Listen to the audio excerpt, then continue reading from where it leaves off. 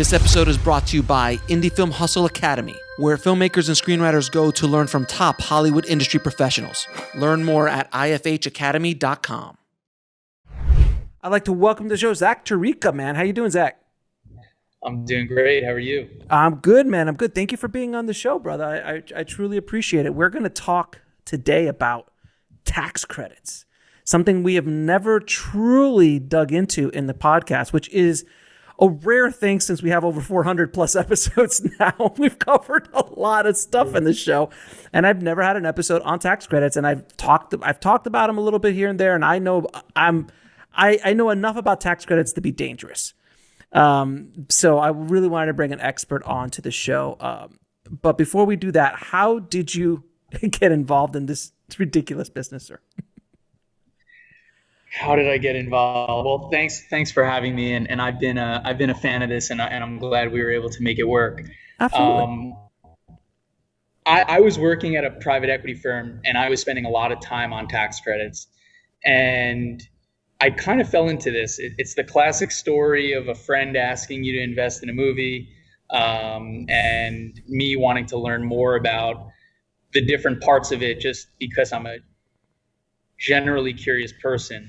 And I started digging into how tax credits were different in film versus renewable energy and real estate, and ultimately found that there was a community of people like yourself, I think, that are filmtrepreneurs, Yes. and dangerous in the tax credit game, but not really maximizing the value of the tax credit and how important the tax credit can be in your project. And so, like anything else, when you go to buy something or build something, capitalizing it properly is very important.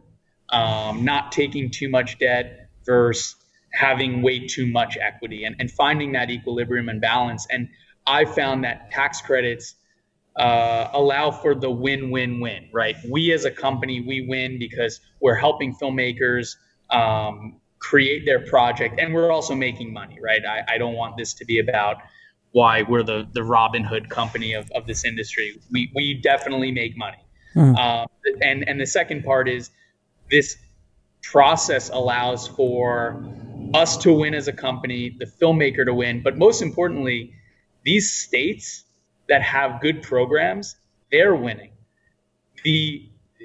With an election coming up, and 2020 and America in the position it's in the world, job creation is probably one of the most bipartisan issues out there right now. And tax credits do a remarkable job of creating jobs. And that is the third winner in this, which is these states rely on our company to do things in accordance with their rules and regulations.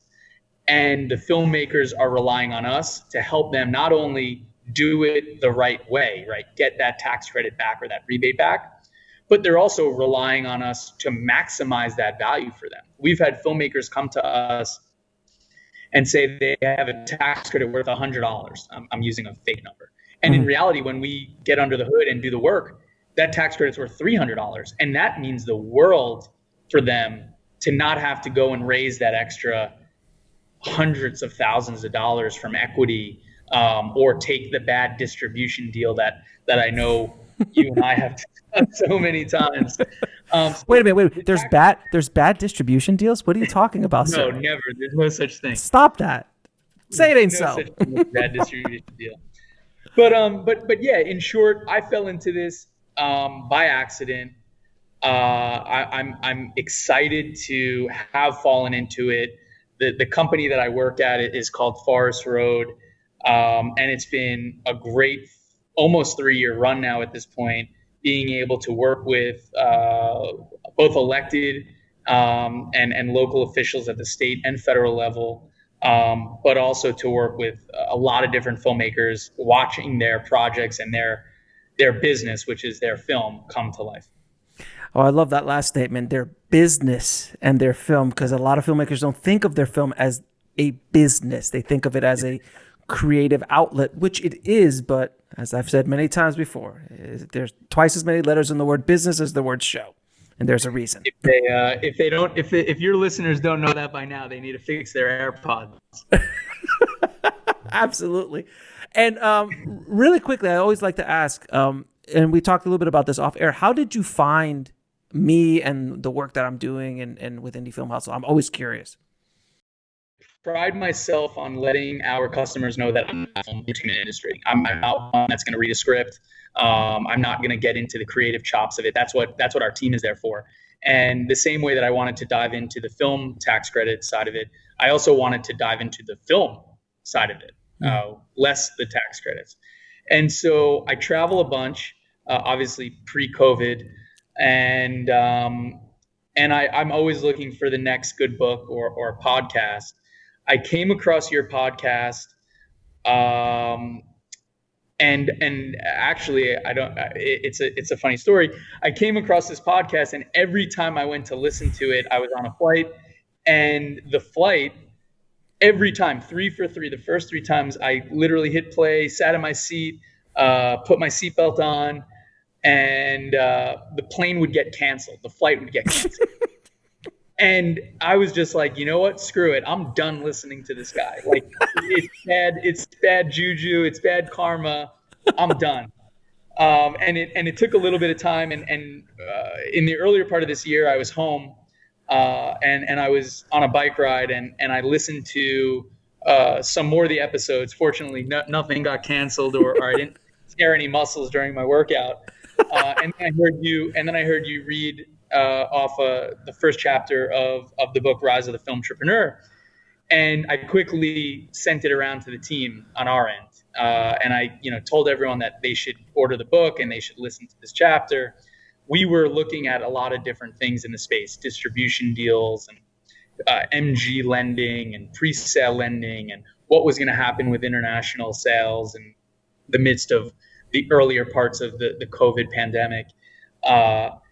And it just was very well received by our team. It was very informative. It helped answer a lot of questions that I think there are people out there spending hundreds of thousands of dollars either in losses or in education that they can get for the free admission of your podcast, and I believe the sub $20 investment of the book. And so I love promoting things that I use myself and look into myself, and use myself. And this was one of those things. And so it was an easy reach out for me. And ultimately what I was doing was I was connecting our clients with you. They would ask us about how should we think about, raising money for this. And I was like, you should actually look at chapter 3 of Rise of the Filmtrepreneur, buy the book. And so that's how I came across you.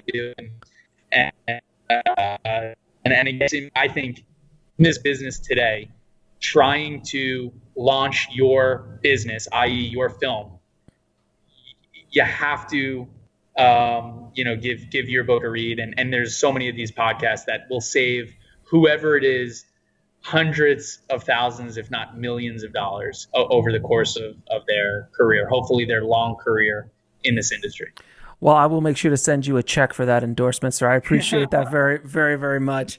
Now, really, so let's get into it. What are tax credits? A lot of people don't understand what a tax credit is. Tax credit is, in its simplest form, we'll start really high level and then we can get a bunch more in the weeds. A tax credit in its simplest form is something that you're doing to benefit the state in which you're doing it. So what did I just say? I kind of just said nothing. So the tax credit is there for you to get something back. You're helping someone do something. So you decide you want to make a movie. So let's just use a real life example. Alex tomorrow wants to make a movie in New York.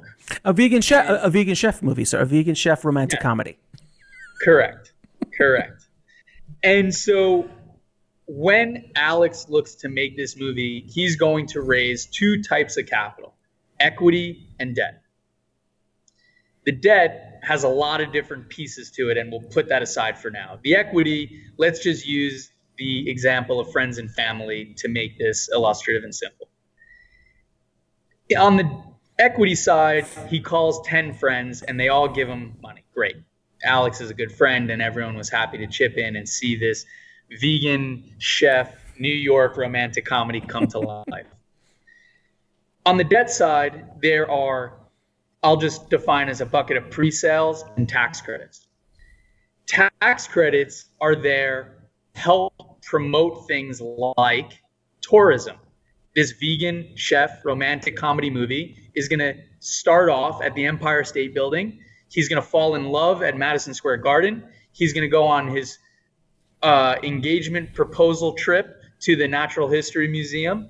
And then ultimately, this all will culminate with him finding out that the love of his life wasn't a vegan the entire time at the Statue of Liberty and the end of the movie, and you'll be left hanging on the edge of your seat to see if they end up making it work or not in the sequel. That's a horrible story pitch, sir. You obviously are not in the film industry, sir. You are a finance guy through and through, sir. That's a horrible setup. That was my first pitch. That was my first pitch ever. Sir, horrible. Continue.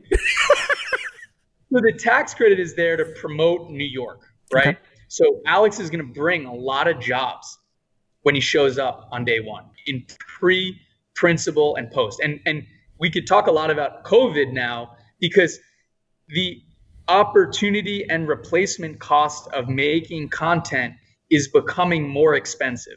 It today is more expensive to make a movie because of the coronavirus than it is to, or was prior to February 25th, 2020.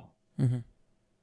And so the tax credit gets allocated towards your hotel stay, your transportation, your flights, the soundstage grip and lighting, the post-production, VFX, the below the line and above the line expenses. Now, every state has its different rules, so I name things that may not qualify for New York. But the important part here is you are spending money to earn a tax credit. In the form of New York, it's a rebate, so they actually just cut you a check. So here's a real example. We'll do a little bit of math, which I know you like to jump into on these. You got a film that's being made for $1 million. You've got $500,000 or half the budget that's going to qualify for the rebate. And the rebate is 30%. So 500,000 times 0.3 is 150,000. If you do everything the right way, which no one ever does, and even if you do, the state will not tell you you did it the right way, you will get back $150,000 making your vegan romantic comedy chef movie in New York. Why is that important? That is $150,000 of found money. It's money you don't have to borrow from your dentist or your friends. It's money that you don't have to take from a distributor who may not have the film's best interest in their agenda. It comes from the state, and the state is paying out 30% because you just created jobs, tourism, and infrastructure. And so the tax credit in its simplest form is a thank you from the state you're shooting for creating those things for that state. Simple as that. It's as simple as that. The problem with tax credits is because it is so fairly simple, everyone thinks they're an expert in it, right? It's like any other part of this industry. Because everything that I said, I hope would make sense for a fifth grader, everyone now becomes an expert on tax credits. And so you start to miss things. And I'll give a great example of missing something. You buy a whole bunch of stuff from Walmart. You go to the store and you buy it, and it qualifies for the tax credit.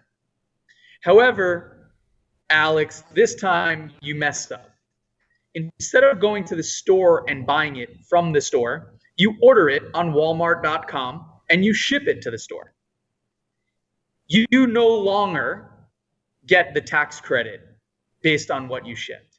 So every state and every year has its own intricacies, has its own restrictions, has its own rules, and you're not dealing always with elected officials. You're not always dealing with the right person at the Department of Revenue or Revenue and Taxation or the Film Commission.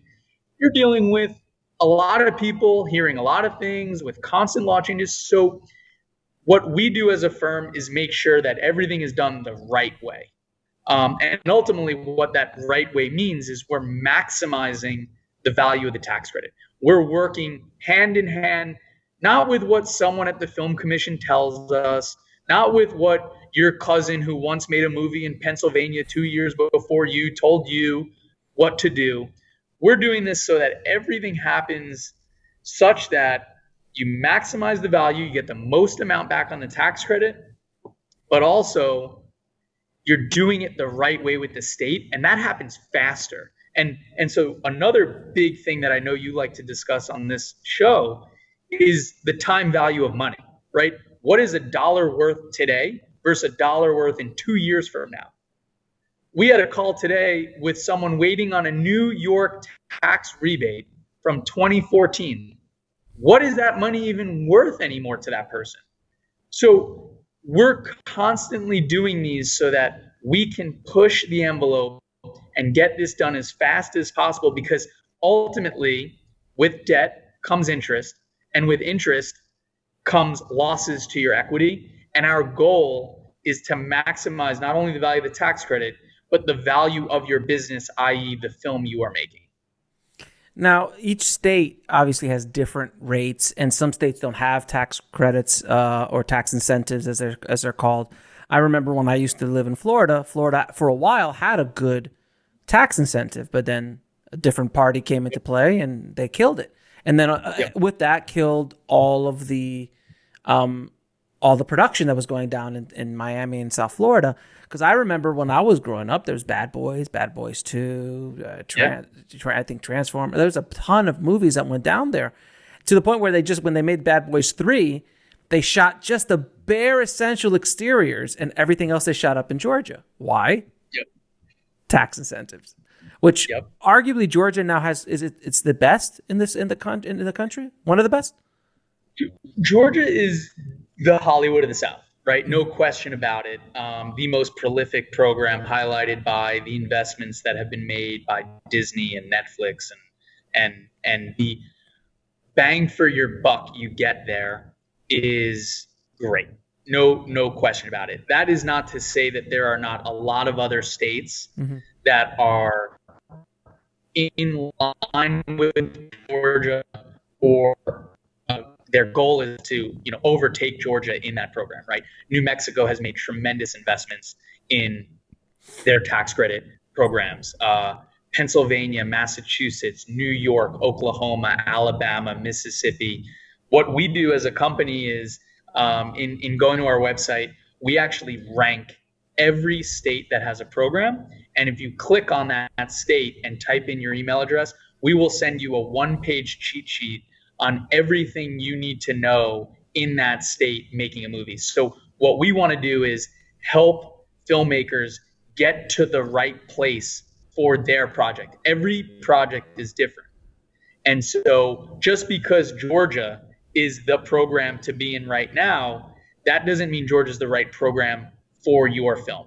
And so maybe if you're based in Los Angeles with everything going on in the world, Georgia doesn't make a lot of sense to be on flights back and forth. Maybe you want to look into Puerto Rico. Maybe if you're coming from New York, it doesn't make sense to shoot in New Mexico. It may make sense to go to Alabama. So every one of these programs constantly change. And so it's important to stay on top of that. And that's what we do as a company. But it's also important to know what your film is and what you're going to be doing as a business, such that you're shooting in the right state for your project. Got it. Now, do you also work with international, because there's incentives in the UK and different countries?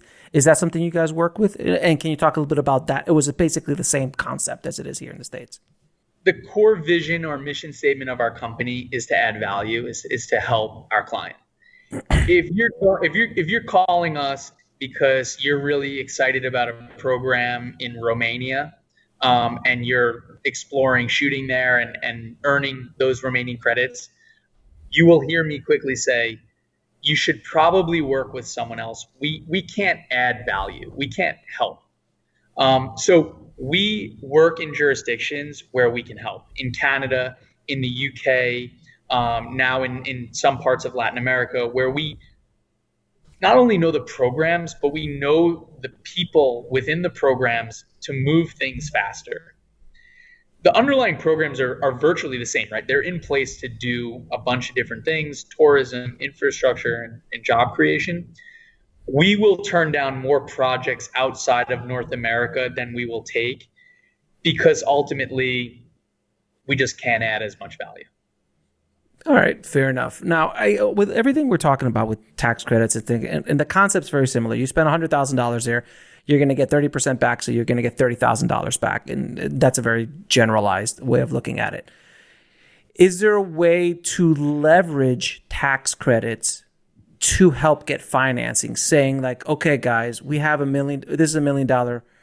This is $1 million, but we really only need $700,000 because we qualify for $1 million because we're going to do everything in Georgia, where it's a Georgia production. Everything, we're not going to breathe outside of Georgia.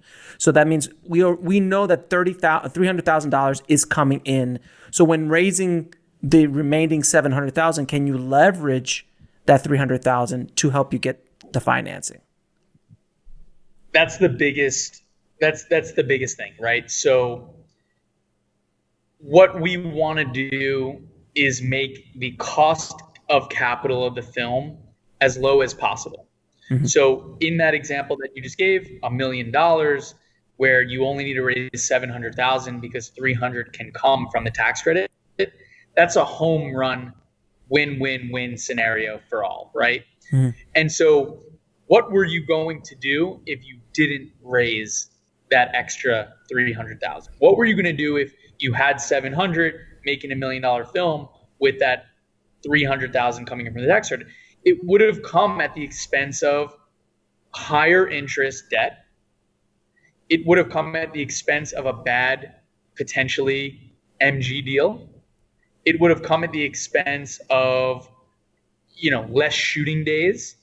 It would have. So the beauty in what we're doing is we're actually a capital provider. So we're coming to you saying, look, you thought your tax credit was worth $300,000. We actually think it could be worth $400,000, and we're giving you that. We're putting our money where our mouth is 100% of the time. So I believe in the ability to show, the buy-in by action, not words. Any one of I could point you to a long list of people that will tell you what your tax credit's worth. I cannot point you to a long list of people that will actually put the money up for what they tell you it's worth. Right. And so when you get a number from us, that's a number, not that we're going to go take to the bank, not that we're going to go do anything else with, that we as a company, that we're going to put the money in. We're investing that. So if you're looking for capital against the tax credit, we are the one-stop shop for not only maximizing the value, getting it back faster, brokering the tax credit, which is something we haven't hit on yet, but also lending, putting capital in your pocket immediately. Now, how can the tax credit, if the state gives 30%, how can that tax credit be worth more than 30%? Well, it's worth 30% on what qualifies. Mm-hmm. So you've got the numerator and the denominator, and the most important part is getting the qualified number, right? Because no matter what, you're going to multiply by 0.3. Mm-hmm. Whether or not you multiply by 1 million or 500,000, mm-hmm. that's the differentiator. Oftentimes, the difference between 500 grand and 1 million is the fact that the filmmaker didn't know how to qualify and code the expenses in the QRE, the qualified report. So it could have been, you could be adding, there's other things you're like, it's basically like going into having a forensic accountant or just an accountant go in and go, yeah, you could have saved another $10,000 in taxes this year because you didn't expense this properly or expense that properly. Absolutely. So that's fairly valuable. Now, from our standpoint, what we're trying to accomplish, because the more we can maximize that value for you, the better your film's going to be. I mean, it's so simple, and I hate oversimplifying things, but less stress and pressure will generally always equal a better product. No, in any industry. Stop it. So it's just one of those things where if we can alleviate and we can give you the comfort of a couple extra days of shooting, a couple extra days in a timeline for delivery, a bigger star, a better trailer, better music. That's what we bring to the table.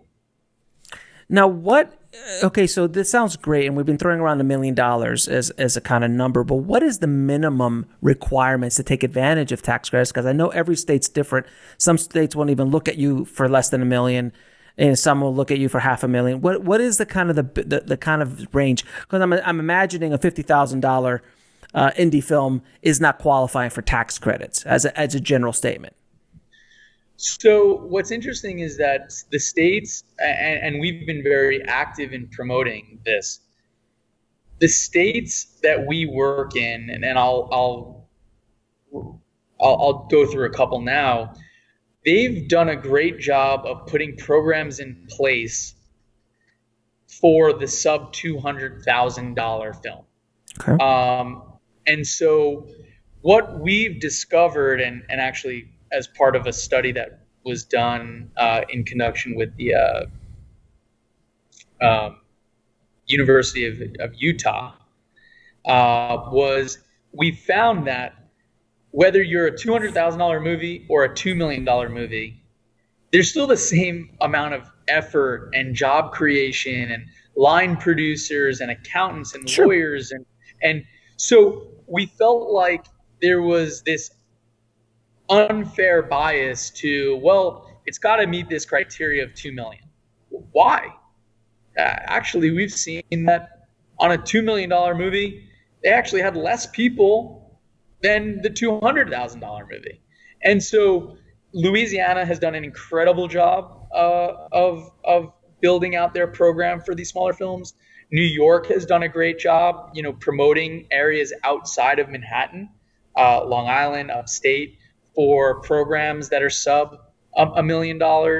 And I think the more that these programs can grow in Ohio, in Massachusetts, Kentucky had this type of program, but recently shut it down in 2018 and 19.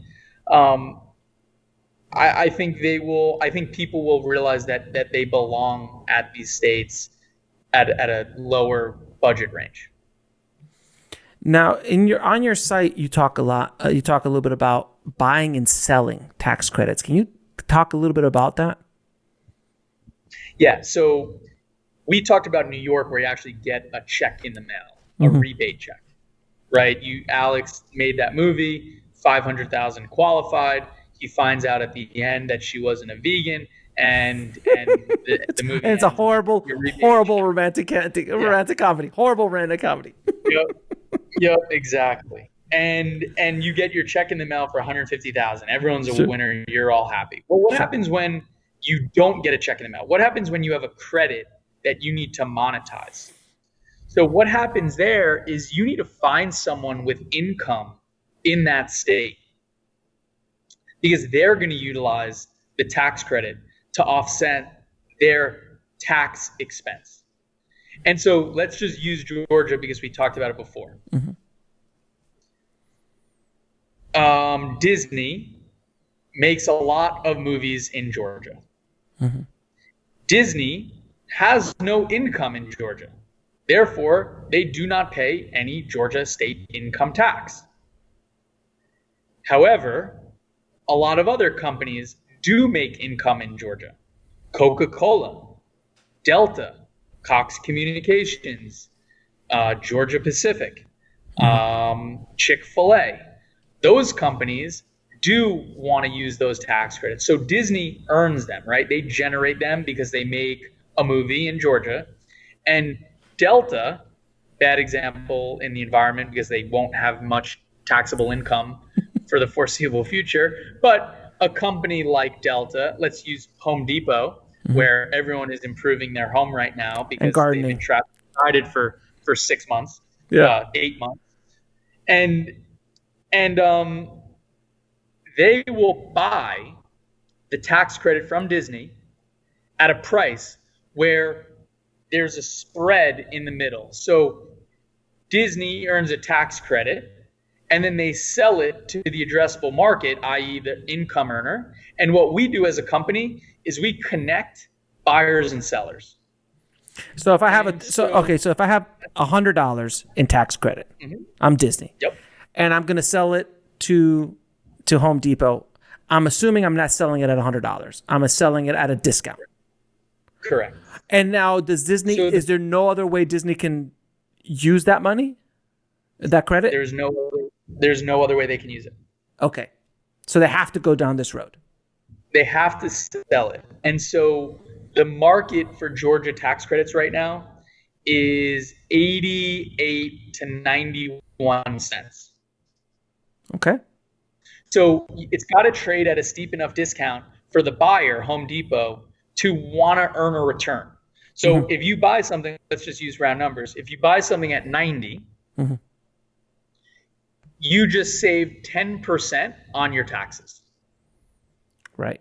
And you want to buy as many of those as they're available.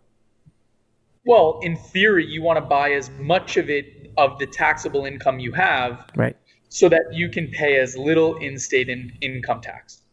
So for the cost of 10%, they get to write off 90% of taxable income. Well, said a little bit differently, yes, you get to buy something at 90, you get to buy $1 million of taxable liability for $900,000. So you've solidified, you've crystallized a profit of $100,000. Got it. Taking no risk. Well, that seems. Is there a place for personal income like that, sir? Can we do that, sir? Is there a place that we, the poor independent filmmaker trying to scratch out a living here in Los Angeles, because God knows LA doesn't have any taxes, we could purchase some. California is I don't want to go on the record for speaking poorly of California, but California is a good example of a state that doesn't have great tax credit programs for the film industry, unfortunately. No, and it's been like that forever. And I know whatever tax credits there are, they get gobbled up by the studios. That's right. It is very hard for the independent film community, despite our lobbying efforts and what we have tried to accomplish working with the Film Commission and others, to have tax credits allotted to the small indie filmmaking community. We just haven't had great traction and success in doing that. But there's plenty of places in the country that you can do that nowadays. And things might change. Like, right now there's an exodus out of California. There's an exodus leaving California because taxes are ridiculous. And now just as a general statement, this is a little off the topic, but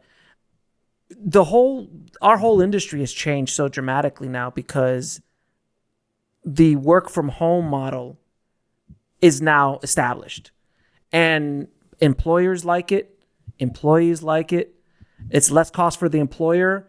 It's more convenient and more productive for the employee. That's changing so dramatically. And then all of a sudden, people living in large cities, especially in and maybe different for crew people, but people who work behind the scenes or other things like that, they just like, why am I spending obscene amounts of money living in LA, New York, Chicago, where I could just move to Georgia, where I could buy a mansion for the price of a shack here in Los Angeles. I know. I do believe that there are a few cities in, in the United States right now that are going to have a tough time digging out of this hole that is created for them. And those cities, as you look at them on a map and you look at the percentage of the city that is taken up by the three R's, retail, residential real estate, and restaurants. And any of those cities are not going to be able to bounce back in the way that other cities can. And on top of that, the tax rates in California and New York are going to go higher. I mean, I don't know how else to say it. And to me, it speaks volumes to why tax credits will become a more prevalent part of society and our and community. But most importantly, I think it will just be tied to where people end up going to. I think you will see a flight out of Manhattan. I think you will see a flight out of Los Angeles. I don't see how it doesn't happen that way. Now, Zach, can we talk a little bit about tax credit fraud? Because I have some personal experience with that, and I would love to hear some of your stories, and then I'll be more than happy to tell mine. The tax credit, tax credit fraud. So let's start with there is a ton of it out there, and I think maybe even taking a bigger step back, we talked prior in one of our earlier conversations, just the barrier to entry in the film industry. And I think what is unique is, you want to be a dentist and you go to dental school, you want to be a lawyer, you go to law school. If you want to be a filmmaker, you just show up and you change your LinkedIn profile or your Facebook page. And so you will always deal with bad apples. And this industry, like all others, have the bad apples in them. And so fraud, especially in tax credits, is, I think, the most notable or relevant thing to talk about when you do talk about tax credits. I think most of the time, the filmmaker genuinely doesn't even realize they're committing fraud. Right. And I think the examples that I would cite on this is examples where they did know that they were committing fraud. Because look, at the end of the day, when you're working hand in hand with a state commissioner, a film office, an accountant, a lawyer, you're going to make mistakes. And hopefully, using Farsort as a company, we can help avoid those mistakes. But the reality of the situation is they're going to happen. I think they become big issues when there's fraud. So what is tax credit fraud? It's actually pretty simple. The most notable form of tax credit fraud is related party transactions. So Alex moves to New York a month before he makes his movie about the vegan chef romantic comedy. Mm-hmm. And Alex buys 3 vans. We'll just make this super simple. 3 white vans. And Alex charges every time an actor lands at JFK Airport. Alex jumps in his van, he throws on his little driver hat and his suit, and he picks up George Clooney from JFK. Great. It comes time to submit all the expenses, and Alex submits the expenses for the tax credit. And he says that every time he picked up George Clooney or whoever was in the movie playing Alex in this romantic comedy. Why, thank you, sir. Yes. And he charges $100,000 to pick up George Clooney from the airport. Now, why would Alex do that? Well, Alex is the sole member of Alex Transportation Company, the white van that picked up George Clooney from JFK. And so you're saying to yourself, well, that's not fraud. I paid myself $100,000 from the money that I raised from investors. They didn't ask who or what I was doing with the money, other than to say I was making a movie and I qualified that for the tax credit. Well, the problem is that the state is going to pay you a rebate amount off of the total amount that you spent. And in reality, it should not have cost you $100,000 to pick up George Clooney from the airport. Maybe it should have cost you $300. So that is the most relevant form of a related party transaction, that is fraud. And so what happens is back to the numerator denominator. You are taking 0.3, 30% of the tax rebate, and you're multiplying it by the qualified expense of the film.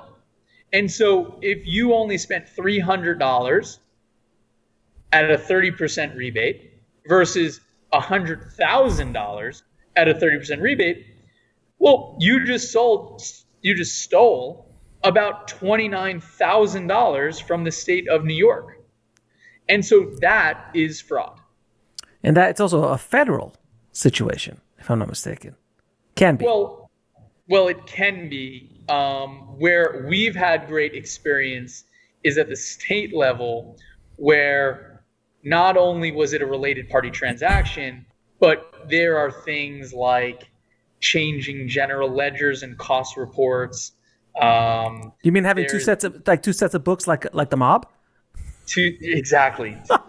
There's two sets of books. There is, we've seen a bunch of different things. I would say the most common is not two sets of books, but we've actually seen just outright made up numbers in a cost report. And so the way accounting works, really high level, payroll providers, production accountants are creating statements, both cost reports and general ledgers.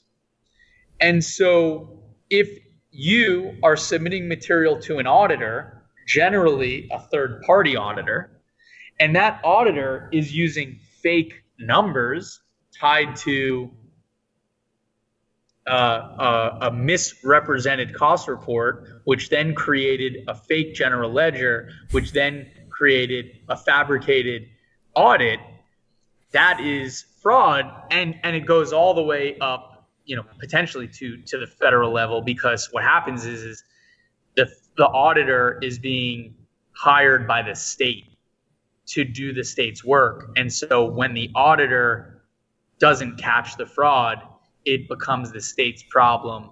And when it becomes the state's problem, it becomes a big problem. So I've actually heard of companies, and tell me if this is actually legal or not. I've heard of this in the years of me walking around in this business, where they're like, okay, we're going to go shoot this movie in Louisiana because Louisiana has a really great tax incentive. We're going to set up a post house in Louisiana, and we're going to open up a company that's going to do all the posts there. We're going to fly people in, and it's going to be a Louisiana post company, so we can qualify all that expense to the tax credit.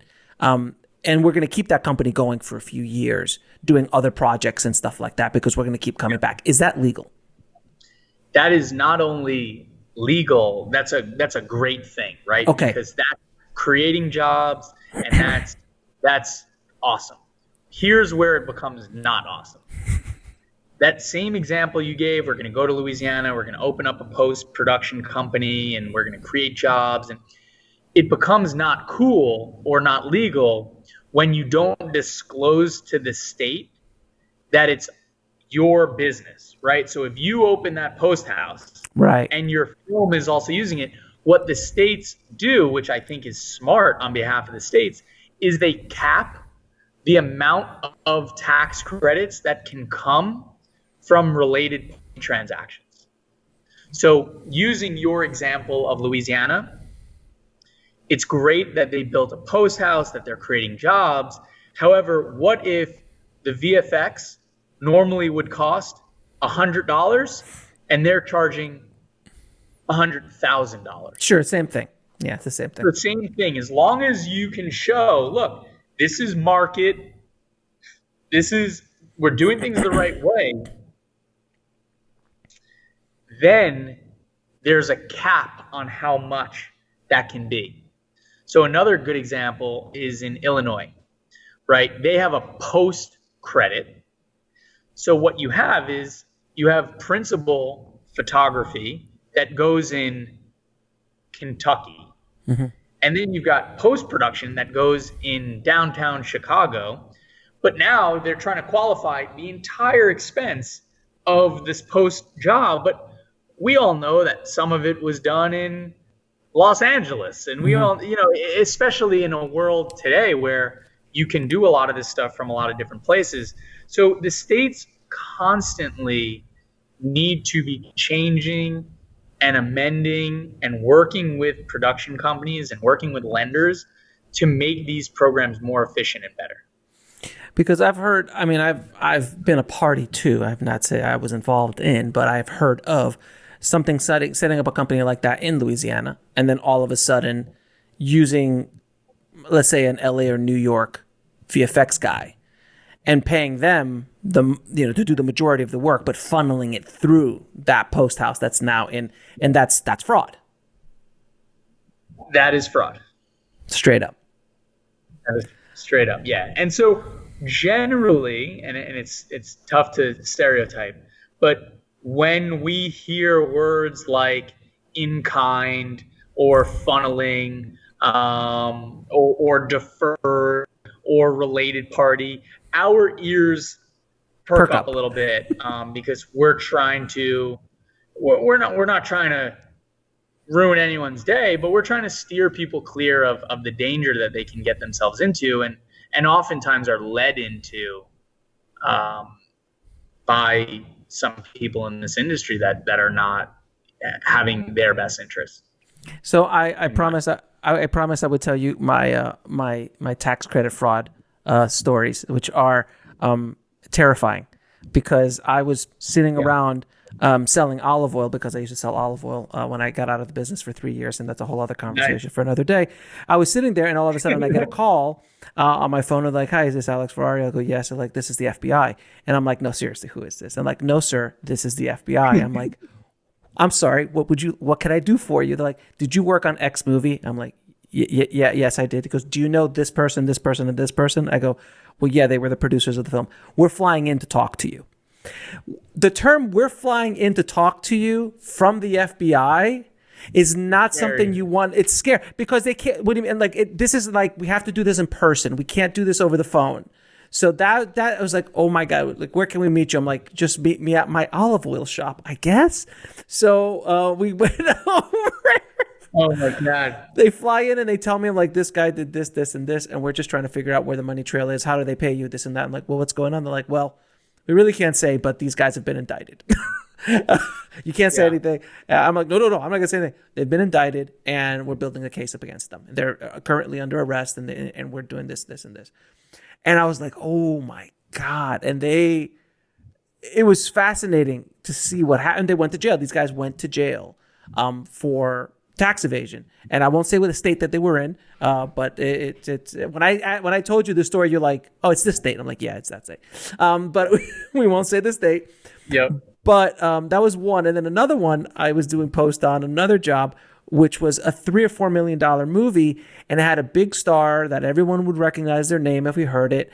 And the director, who was also the producer, stated that in their cost reports, which I don't even know how you can add that as a tax credit, because it's a salary. I guess it was the rules of that state, because it's the salary of an actor who lives in Los Angeles. So I didn't know how that worked, but whatever.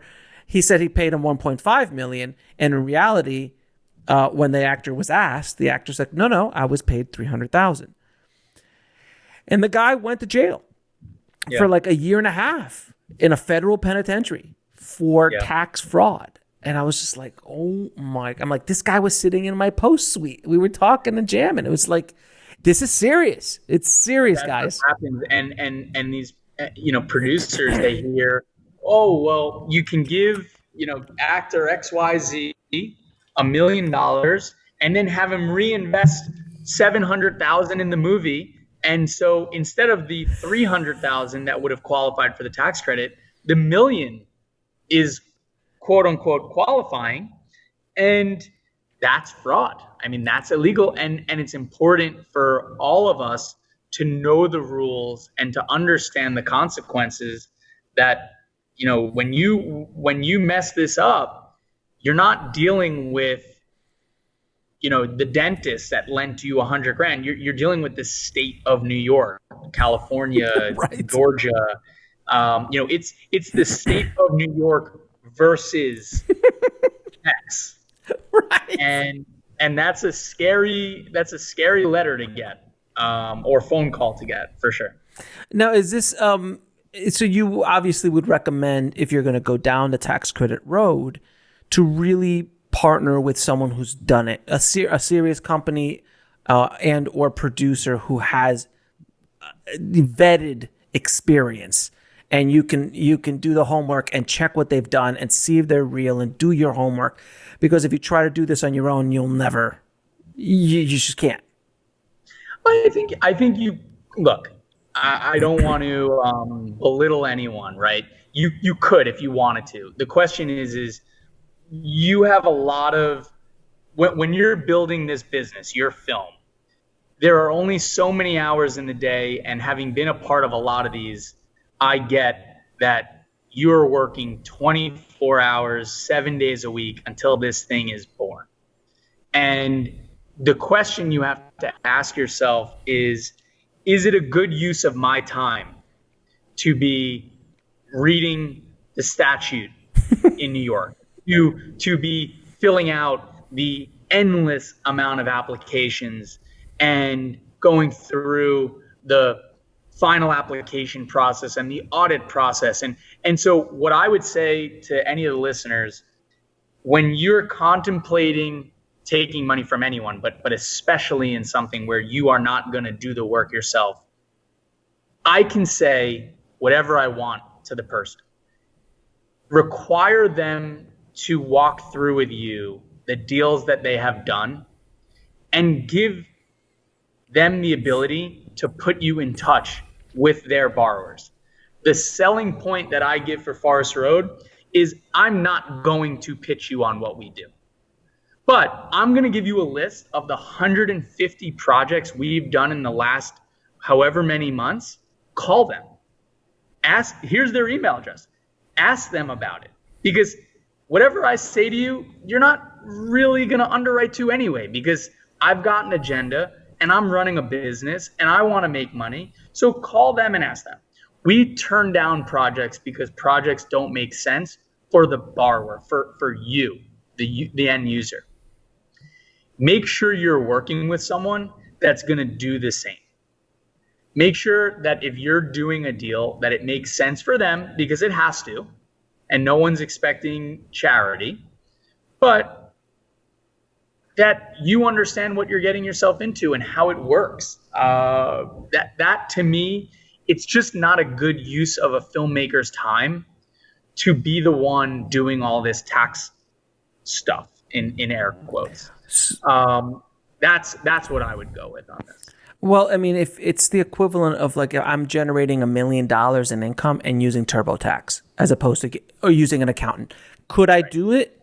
Yes. Now, if you're making $50,000 a year and you don't have a lot of, it's not very complicated, TurboTax is perfectly acceptable. But if you're making $1 million or you have $1 million film, and doing it yourself is the equivalent of doing TurboTax, and you really should get an accountant or someone who knows what they're doing to help you save money, because they're going to see things that you won't see. And whoever that, if it's your company, if it's another company, another individual that knows what they're doing, you should really reach out to these people. And obviously your company is a front and center here. Hey, look, I would go back to every dollar invested in a film is a risk dollar. It's a risk. And so the on its face, there is riskier parts of the capital stack, i.e. the equity, and then there are safer parts of the capital stack, the MG from Netflix, right? And so no matter how you cut it, there is risk involved. What I'm suggesting is if you partner with the right person on the tax credit, you can mitigate that risk entirely and focus on other parts that are of more risk. So if you don't partner with the right person on the tax credit and it takes you 5 years to get your money back, what will likely happen is you will end up losing money on other parts, like the equity will get hurt because of the interest expense of the tax credit loan.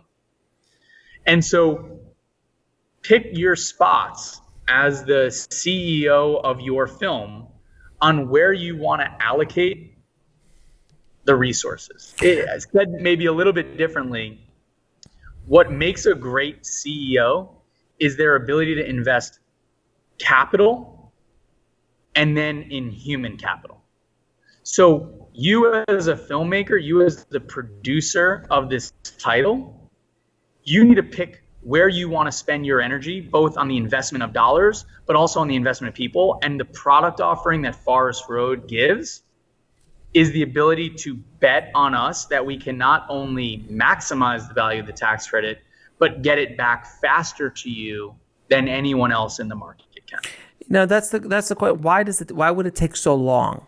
I mean, you're working with government, so obviously government's very speedy and efficient, and it's super efficient, and nothing ever goes wrong. So I don't know why it would take long, but I understand it might be a year, 2 years, but 4 or 5 years down. Like, what causes that, and what do you do to speed that process up? Yeah. So the number one thing that causes delays, I'll use the college admissions example. If you were to apply to college today, and I don't actually know what it would entail, and I feel like in this COVID world, who knows what is required, and with standardized tests, et cetera. But let's use the pre-COVID model for applying to college. You have your high school grades, you have your extracurricular activities, you have your standardized tests, you have the big three. Then you have the sub-tier things, your essay and the questions. Why do you want to go to the University of Michigan?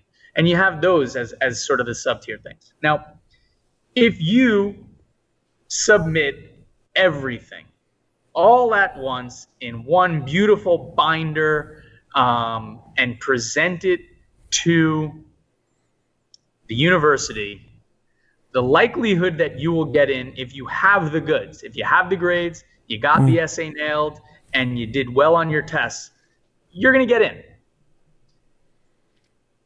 If you apply with your decent grades, but you left out the essay, or your essay, but you left out the standardized test, guess what's going to happen? The University of Michigan isn't going to call you to remind you to send in the essay. They're going to sit on your application, and you will never hear from them. And then you will wonder why you didn't get in. Well, the difference is that with college, you have a time period in which you know you need to apply and then accept and then enroll and then attend. With tax credits, you'll sit outstanding in perpetuity forever because you still haven't sent in your EIN number, or you still haven't submitted your operating agreement, or you still haven't finalized the payment to the auditor. And the state isn't there to remind you to do it. The state's not signing up to give you money. So if you don't do it right, I promise you'll never get it. And so the difference between 4 years and 4 months is making sure you did it right and making sure you have someone to hold your hand and take you through that process. Right. So that everything gets delivered timely, in a way in which the state can respond to it timely. It's similar in post, where if you've never delivered a movie before to a distributor or to a streaming service, and you do it all yourself because you saw some YouTube videos, that's one way. And then you're going to be going back and forth with QC issues and audio pops and technical things because you haven't gone through it. Or you hire a post supervisor or an online editor who's done it 50,000 times. You pay them a little money and they make sure everything gets done right. Yep. It's just penny wise, pound foolish, basically. Exactly right. Now, with COVID, man, how is COVID changing the business right now for you guys? Because obviously production is Yeah. Unless you're Tyler Perry on the Tyler Perry lot, it's a little rough right now in the U.S. Production companies are treadmills, right? They work as long as they're turned on and they keep going. And so COVID has halted that, and we've stopped. Now we actually do have 4 productions that are in principal photography right now, which is crazy. I do not like risk that much, but if you're making a movie today, you are taking big risks. Huge. On top of which, we as a firm don't require a bond. So we've been busier than ever. And that's great, but it's risky, right? And so for us, we are looking at a couple different projects. They're going in Georgia, they're going in New Jersey, they're going in Puerto Rico, and we're pumped to be a part of them and excited about being a part of them. But it is scary for sure. And with the union guidelines and the state guidelines, and the risks of running false positives, and the risks shutting down of production, right? Actors that are in an age gap or constraint where there's real risk to their health and well-being, it's scary for sure.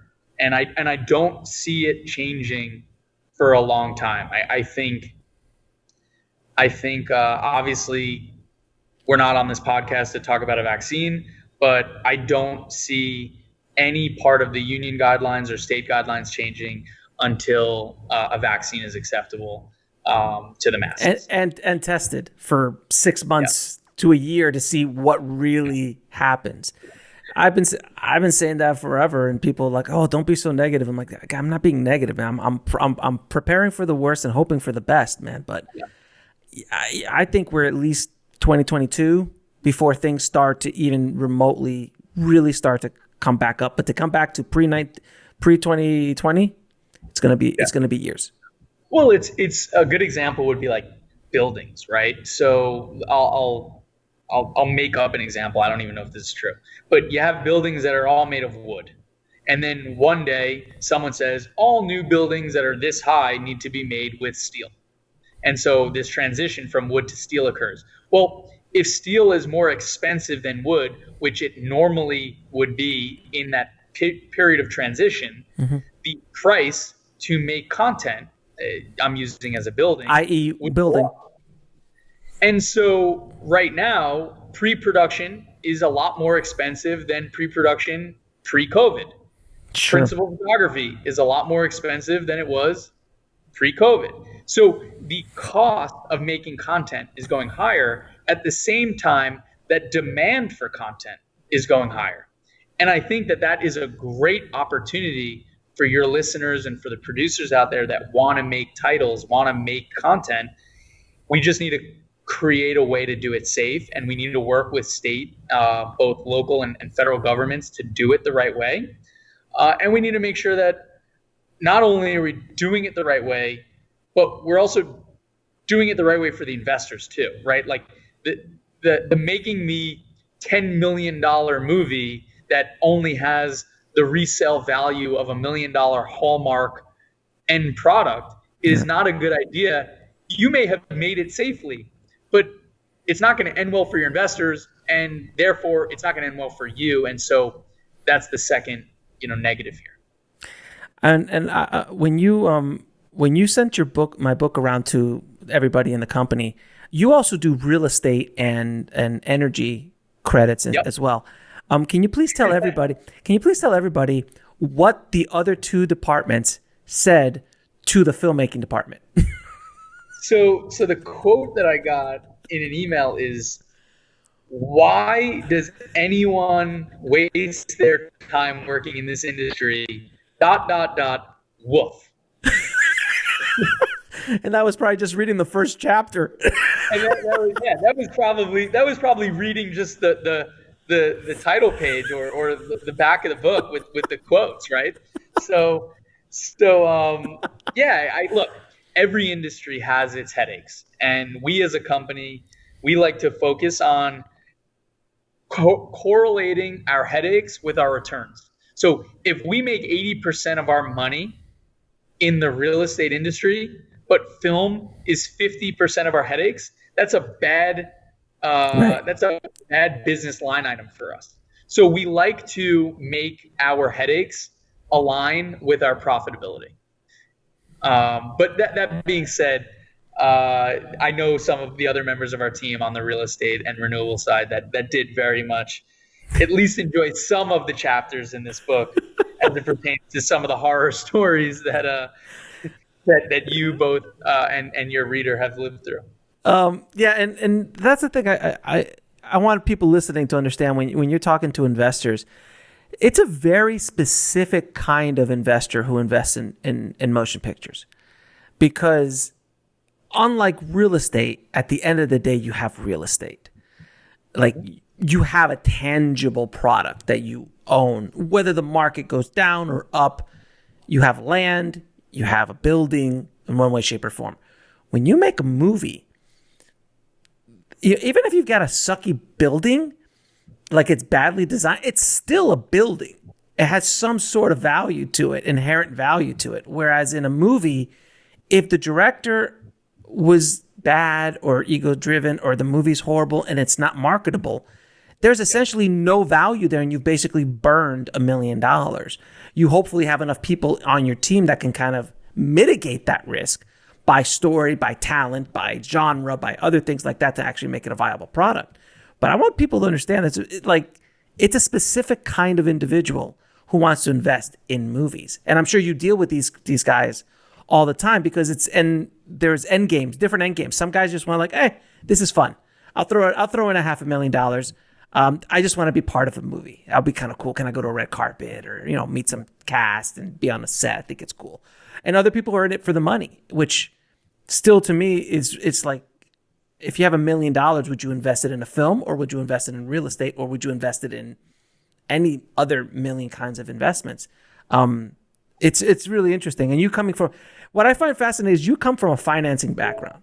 You do not come from a creative, artistic background, obviously, with that pitch. That's very obviously, that's very evident. But no offense, sir, but no. But but you coming from finance, and yet you decided to open up a shingle underneath this company for film financing. Yep. The reason why was because, again, this is crazy. It's just a crazy business where it's an insane, ridiculous, upside down business. I understand why I'm in it, because I was infected with the film bug 25 years ago. Once you get it, you don't get rid of it. And there's a passion behind it because I'm an artist as well as a businessman. But you're a straight up business guy. Why did you do this? Yeah, if you ask me on the wrong day, I'll tell you that I still don't know why I did it. I think so. I got into it in a way that was just bizarre, right? A friend had asked if I would look at his investing in his film. By the way, did you invest in that movie? I did not know. Okay, good. So you're okay. Good. That says a lot about you. I just wanted to know, because I want to know who I'm talking to. Yeah, I did not. And again, just going through the motion of I ultimately ended up doing a tax credit deal with on this first one. Mm-hmm. But what ended up happening was just this ultimate curiosity with how this could work, and creating this situation where the state could win, our company could win, the filmmakers could win, and us to earn an adequate or a good risk-adjusted return. So I think, in looking sort of like why we're in this industry now, it's worth noting, right? We do not ask for a credit in the film. We do not want to read your script. We do not want to be executive producers. We do not want to go to your premiere. We are like the least sexy That's amazing. Film investors you will ever meet. And so we really just like the notion that we can add value to the title and the business and also the state and make a good return on our investment. But So no, go ahead, go ahead, go ahead, go ahead, go ahead. So from the standpoint of, why are we doing this? And so we're doing it because we've done over 150 films in a really short period of time. Yeah. We've put this year alone close to $90 million to work in this industry, in the film industry, or in the entertainment industry, I should say. And there are a lot of projects that would have never shown up on your television during COVID or in a movie theater near you prior to March. And it's pretty great to see the jobs that it's created. It's great to see the excitement and the underlying content that exists because of our business. And not to mention, we've made we're not out here to do it for free. We're making money, and we've made great returns for our investors in the company as well. Because I've talked to sales agents who not only want a credit, but they want an executive producer credit. They want portions of the IP. They want a percentage of the underlying IP. They want their logo in the front of it's producers reps that do the same thing. Let alone distribution companies, and getting credits for them and stuff like that. It's refreshing, sir. It's refreshing.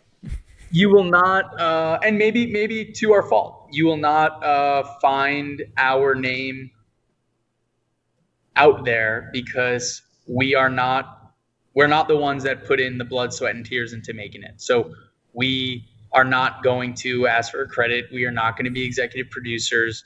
We are excited in our involvement in the capacity we get involved and add value, and that's it.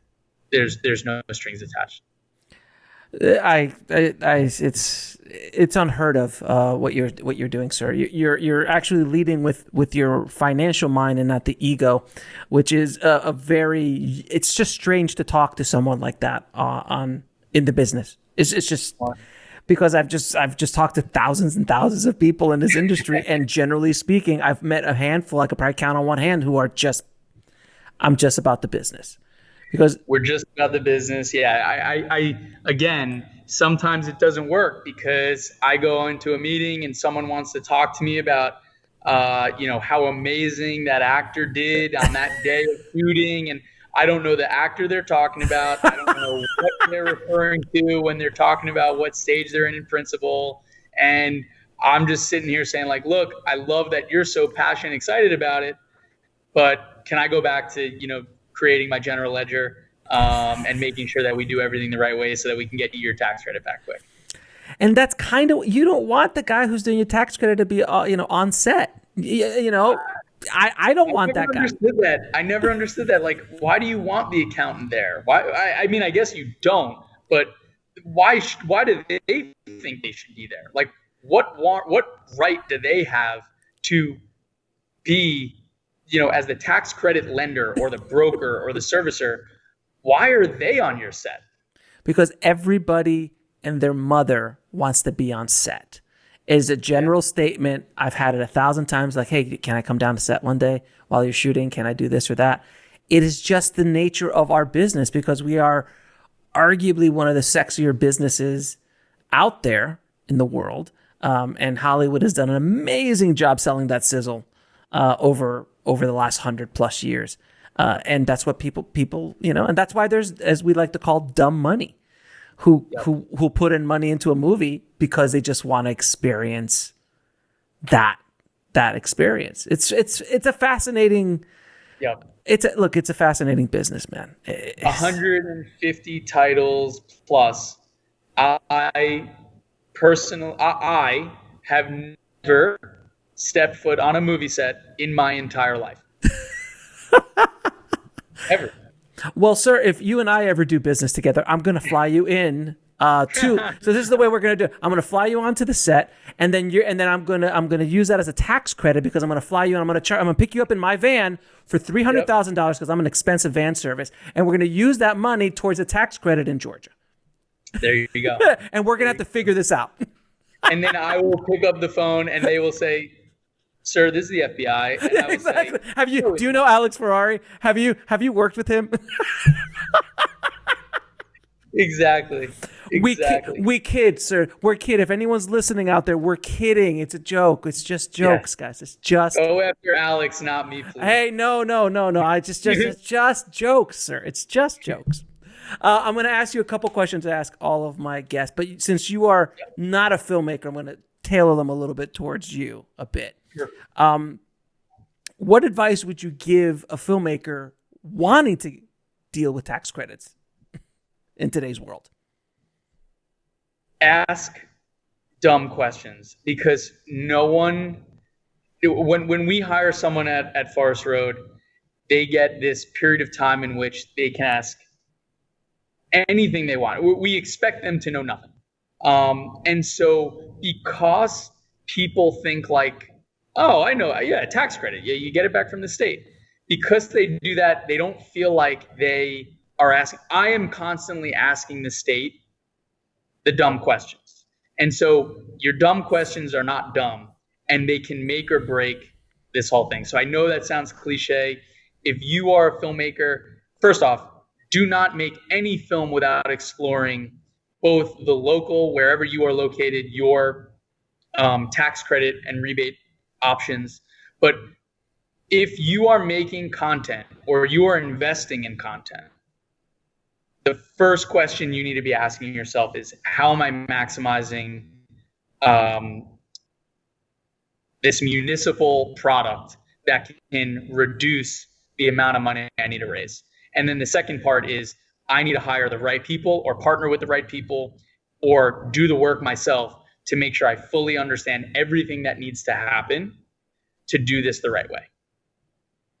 Now, what is the lesson that took you the longest to learn, whether in the film business or in life?